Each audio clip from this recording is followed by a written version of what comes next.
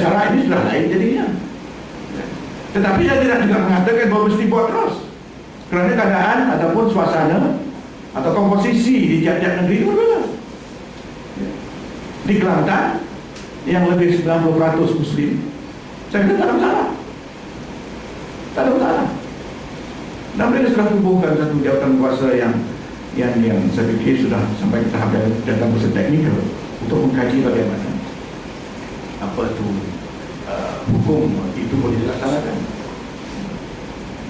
Baik, berbalik pada perlembagaan tadi, apa yang boleh, gimana ruang itu ya. Yang pertama bagi saya, perkara ketiga jelas ya. Meletakkan Islam sebagai sama ada jati diri kita, ideologi kita, ataupun anutan kita sebagai negara. Perlembagaan mengatakan antara lain Islam adalah agama bagi persekutuan, itu sudah jelas. Dan ilmu atau metodologi pentafsir perlembagaan itu mudah. Sekiranya pendekatan atau pentafsiran harfiah atau literal itu tidak mendatangkan kesulitan, itulah tafsiran yang benar. Pada saya itu cukup jelas. Cuma orang yang takut jadi yang mentafsirkan bukan. Bila kita tengoklah apa kata Dr. Ahmad, tengokkan apa kata Commission, apa kata white paper. Jawaban saya adalah kalau itu hanya perlu kalau benda itu tidak jelas. Kalau benda itu membawa kepada lebih daripada satu makna, baru kita rujuk kepada dokumen-dokumen itu. Macam juga sama di enactment atau akta parlimen. Tafsiran hanya perlu dibuat sekiranya sesuatu section itu membawa makna yang berbagai-bagai, ataupun yang meragukan, ataupun yang tak jelas, barulah kita tengok handset dan sebagainya atau ke mahkamah. Kalau tidak, tak perlu. Tengok itu saja. Jadi perkara tiga cukup jelas. Artinya ya, dari segi peruntukan umum mengenai Islam, tidak ada yang menghalang, sebab ada kumpulan, ada parti, ada pihak-pihak yang mengatakan hudud tak boleh dilaksanakan oleh kerana perlembagaan kita sekular. Pada saya perlembagaan kita dengan jelas kalau kita itu telah di-secularize negara kita. Tidak ada. Jadi tergantung pada saya kita nak atau tidak, kita Islam atau tidak. Perlembagaan kita jadi sekular kerana orangnya sekular. Boleh? Orangnya sekular, outlooknya sekular, pemikirannya sekular. Sedangkan sistemnya tidak. Nah, macam juga orang Islam kita ambil contoh. Dia orang Islam tapi sembahyang 3 kali. Sekali-sekali beli nombor ekor. Kan? Sekali-sekali minum todi. Dia orang seperti ini Islam, tetapi Islamnya tak sempurna. Dia berdosa, bukan? Muslim yang asli, bukan? Berbanding dengan generasi Muslim yang awal dahulu. Jadi sama juga dengan kita. Jadi prasarannya ada, ruangnya ada, tinggal lagi kita tidak buat, dan kita sendiri tidak komited dengan keislaman itu. Kita juga orang Melayu, orang Islam banyak yang rasuah, banyak jadi kroni, banyak jadi itu dan ini. Jadi image Islam yang ditayangkan itu bukan Islam yang meyakinkan untuk kita melaksanakan hukum itu. Jadi orang bukan Islam, dia pada saya adalah dia bukan tak suka hukum, pada dia kalau orang Islam macam ini kan, hukum macam ini, apa buktinya kan? Jadi mereka tidak yakin, mereka tidak nampak. Sudahlah mereka ada cemburu ataupun syahwasan kepada Islam dan hukum Islam itu, dan pembawanya itu pula ada pun duta produk itu tak bagus. Jadi pada saya, selain daripada hujah ruang perlembagaan yang ada, tapi ini masalah kita ialah kita sendiri yang menghalangnya. Kita menjadi hijab di antara Islam dengan kita dengan Islam yang sebenar. Kalau itu sudah selesai, saya fikir orang bukan Islam boleh tengok. Yang keduanya dari segi sokongan perlembagaan itu sendiri. Ya, kita tengok dalam Kata 12 namanya. Bagaimana Islam perlembagaan membenarkan biaya ataupun penggunaan cukai wang rakyat untuk tujuan Islam. Dan ini saya rasa satu perkara yang sedikit sebanyak menimbulkan rasa gelisah di kalangan umat Islam. Sebab bukan Islam. Sebab mereka lebih ramai membayar cukai. Ya, jadi apabila Islam itu dibantu, ya, disponsor ataupun diberikan dana oleh negara yang datang daripada kebanyakannya orang bukan sebab mereka kaya, syarikat mereka susah, maka mereka berasa bahawa mereka yang bantu Islam. Macam di Selangor kan, di Selangor sekarang cukup meriah kegiatan agama di masjid dan sebagainya. Saudara Mak Sabu mengatakan ini Ustaz masuk menciptakan nanti APO. Ya kan, kerana kemenangan di Selangor, ialah kemenangannya dibantu oleh orang Islam yang memperkasakan Islam. Ya. Jadi sebab itu saya kata kalau mereka bercakap seperti yang timbul kecoh baru ini kan, soal mereka mengatakan bahawa 153 itu dilihat ataupun interpreted in such a bullying way, seolah membuli orang Islam. Kita kena dengar, kena tani, dan bukan mengamuk dan membuat report polis seperti perkasa itu. Kita kena lebih sabar sekarang ini. Orang Islam kena lebih sabar, kena banyak dengar. Oleh kerana mereka sedar mereka, tapi selama ini 10 tahun itu mereka dinafikan hak untuk bercakap, untuk ekspres saja. Jadi dalam soal perlembagaan itu saya fikir ruangnya ada. Tinggal lagi sekarang ini ataupun selama ini dia tidak bincangkan dengan serius. Dan kita bincang kali ini sesudah orang bukan Islam menjadi asertif. Sesudah orang bukan Islam kian sedar tentang hak-hak mereka. Jadi memang susah. Kalau kita buat Islam sejak dulu lagi, saya rasa ya paling tidak sekarang ini sudah banyaklah prasarana yang ada sekarang. Ini sekolah agama dinafikan dananya. Sekolah agama dikurangkan di setengah-setengah tempat seperti UiTM itu. Mata jam ataupun jam kredit untuk pengajian dikurangkan. Tapi sekarang ni orang tu setelah pencen bising, kononnya masuk himpun pula. Keliling ke Malaysia, apa ni? Konon nak bercakap murtad, tapi masa dia jadi bising, apa yang dia buat? Ini hipokrasi yang kita nampak sekarang ni. Ya. Mencegah murtad, tapi mentang itu tidak apa. Sibuk murtad, sibuk semangat tidak. Bodoh tak apa, tak payah buat, tak apa. Tentang pun tak apa, kondem pun tak apa. Okey, dia kata hudud pas, hudud apa mana? Kalau dia kata betul di hudud pas, keluar dia. Apa salah Nabi Doho buat?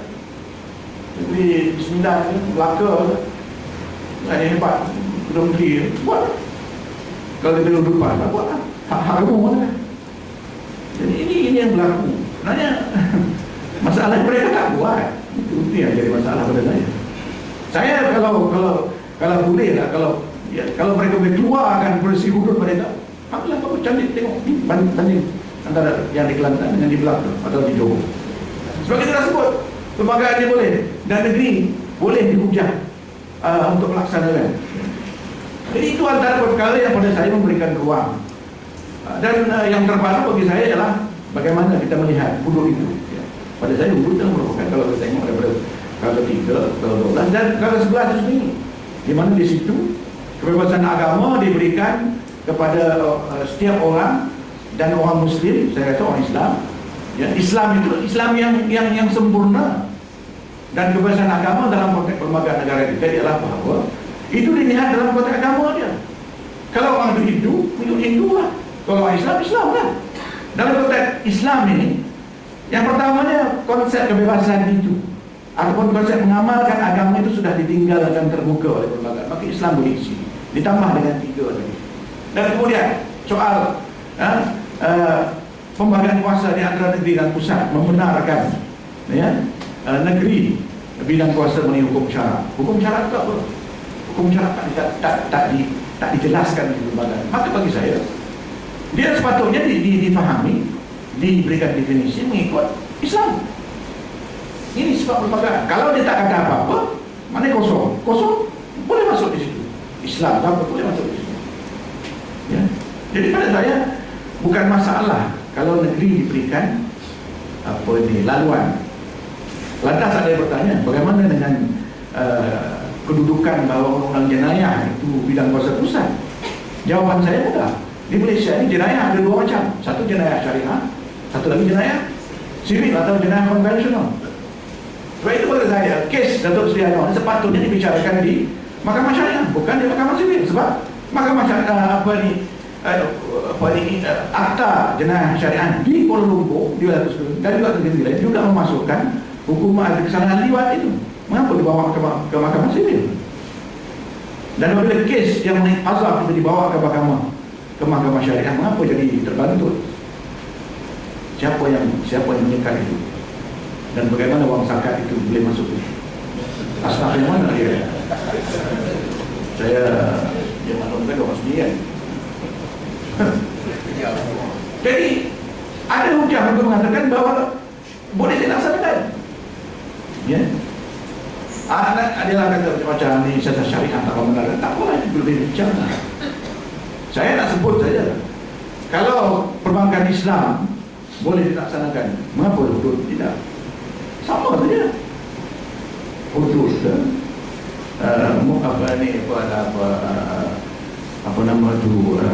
perbankan Islam sama saja, sumbernya hukum tu. Quran dan Sunnah juga, isbah dan qiyas juga. Apa yang tak boleh?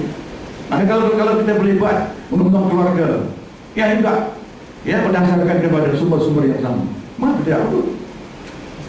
Kalau federal nak buat tak apa, susah sangat tak pun. Dan Kelantan nak buat, minta nak buat, banyak tahun dah tak buat. Apa yang disekatnya? Dan saya sekatan itu tidak sah.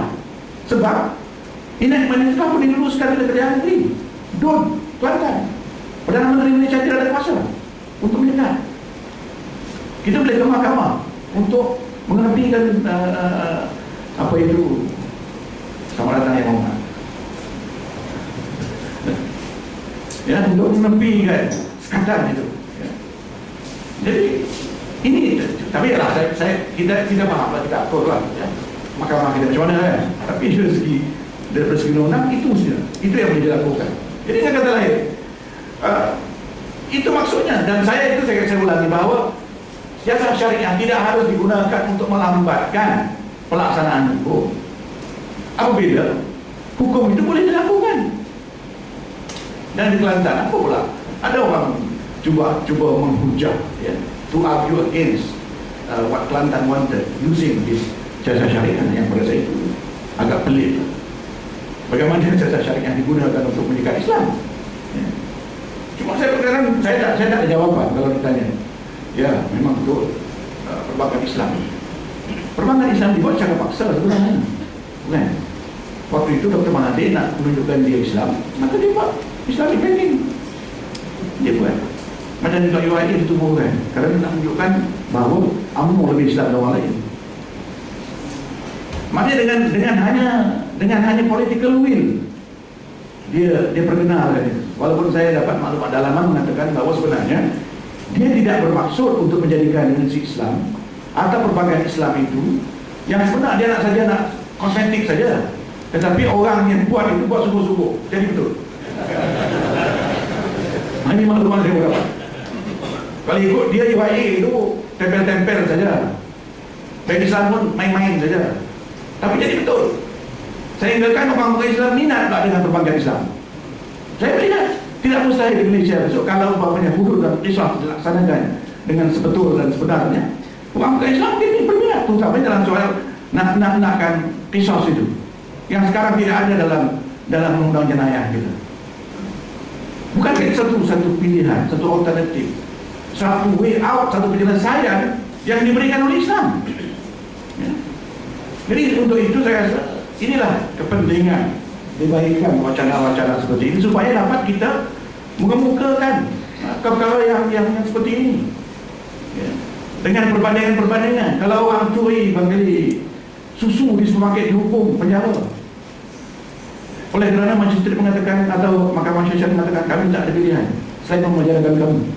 Kalau berlaku atau dilaksanakan hukum jenayah Islam ini tak boleh berlaku. Orang seperti ini wajar dibela oleh negeri, oleh state. Oleh kerana dia tak makan, tak ada kerja dan sebagainya. Jadi itu antara perkara kebaikan yang saya rasa kita boleh buat dengan adanya pelaksanaan hukum ini. Dan saya rasa dengan sistem federal yang kita laksanakan di Malaysia ini memberikan laluan yang lebih mudah. Kalau negeri lain berasa atau pusat berasa itu berat kan, tak apa, jangan buat. Tunggu yang sanggup, yang ada kemampuan nak buat. Mengapa kita sekat mereka? Dan dalam perlembagaan ada prasarananya. Saya sudah tunjukkan tadi soal skala 3, skala 11, skala 12, pembagian kuasa antara negeri dan pusat. Dengan syarat ada penyesuaian yang dilakukan. Itu saya tak nafikan. Antaranya termasuklah Akta Mahkamah Syariah mengenai bila kuasa yang mengikat, maka masyarakat sekarang itu. Dan asalnya pun ya, memang agama itu bidang kuasa negeri. Ya. Jadi seluruh agama harus ditafsir ikut agama itu. Jangan tafsir agama mengikut Reid Commission. Suruhanjaya Reid. Ya sebenarnya Reid Commission tak kata apa-apa pun. Tuan-tuan dan puan sekalian, kalau kita tengok laporan itu, laporan ataupun Suruhanjaya Reid tidak memberikan apa-apa tafsiran dan pandangan mengenai Islam. Jangan bawa masuk orang ataupun tafsiran mereka, karena mereka tak ada tafsiran. Perkara 3 itu pun tak ada. Ya. Jadi di mana asas mengatakan bahawa perlembagaan kita asas adalah perlembagaan sekular, tak ada. Ya, sekular mungkin dalam konteks sekular yang bersifat keduniaan, ya. Macam juga kita mengatakan bahawa orang Islam sekarang lebih sekular daripada orang dahulu. Betul, sebab dia orang Islam sekarang ni lebih bersifat keduniaan. Ya. Dia duit lembu pun dia guna duit untuk diri. Buat berat. Guna tak dunia lah. Orang kalau dia betul-betul ni, dia nak pergi ke Mekah, nak pergi umrah, dia kena fikir duit itu duit halal, duit bersih. Dia tidak. Apa dia nak bright, dia nak suap Allah Taala. Dia curi banyak-banyak, rompak banyak-banyak, lepas tu pergi umrah. Balik pergi nak yatim, curi lagi. Rompak lagi pergi nak yatim pula. Apa macam ni? Sekular ni. Ya. Walaupun dia tak sedar. Maknanya amalan dia itu tidak ada zikir. Bukan? Kalau berbalik pada konsep Islam kan, amalan itu ya ditentukan oleh kuantiti zikir di dalamnya. Maksudnya ya, keakraban dia ya dengan Allah Taala itu yang menentukan kualiti amal dia. Orang macam ini jelas sekular lah. Walaupun dia mengamalkan amal Islam. Ya, jadi itu konsepnya sekular maksud begitu, bukan sekular maksudnya di sistem itu, pelbagai itu memisahkan agama dengan dunia. Tidak. Terulang pada kita. Pada saya sistem ini ataupun perlembagaan ini satu perkara yang neutral, ya, yang barangkali value free, terulang kepada kita. Kita ada kata nak ke mana, nak ke karaoke, nak ke surau, nak buat baik, nak buat jahat, terulang kepada kita. Jadi sama je lah perlembagaan ini. Jadi secara umumnya, selain pada elemen-elemen yang saya katakan tadi, perlembagaan tidak menyekat soal Islam ini, tak ada. Hal-hal lain seperti soal penyusunan parlimen, penyusunan kabinet, saya tak ada masalah apa-apa. Kalau parlimen punya kuasa dua speaker, apa yang tidak Islamiknya untuk mengaturkan perbahasan dalam dewan, ataupun jabatan kuasa orang awam, public account committee, di mana salahnya?